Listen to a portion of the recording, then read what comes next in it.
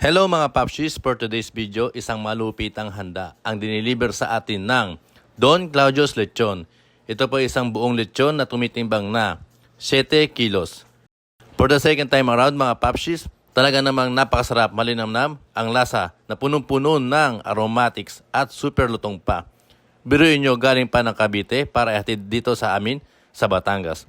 Kaso nga lang mga Popshies, dito sa resort na pinuntahan namin, meron silang napakalakas na music. Kaya naman, imimute ko muna ang volume ng sounds ko kasi baka makopyright tayo. Anyway, sa pagkain ko na lang nyo, mararamdaman na napakasarap ng lechon ng Don Claudio's. Eto na nga mga Popshies, simulan na natin. Unahin natin ang balat mga Popshies. Lagi naman, di ba? Best part kaya ng lechon, yung balat. Tikman natin ng solo muna. Talaga namang napakasarap at malutong pa. At syempre, hindi mawawala ang sausawan nila. Homemade gravy sauce.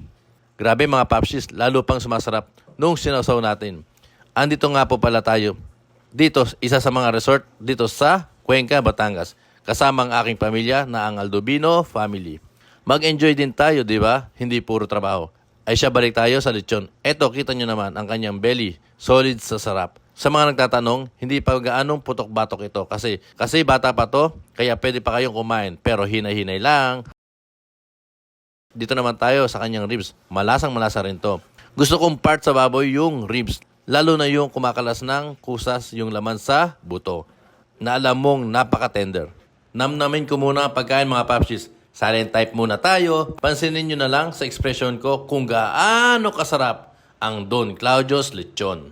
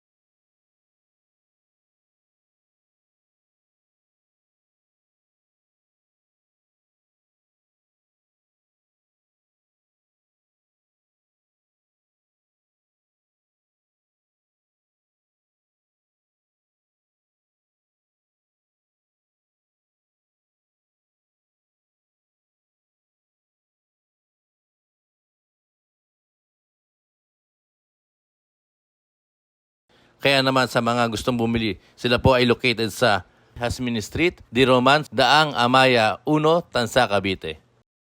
At kung kayo naman ay malayo, pwede kayong magpa-deliver. At syempre, ilalagay ko rin sa description below ang kanilang full details. Kaya naman sa mga gustong umorder, malayo o malapit, kontakin nyo lang po ang kanilang FB page.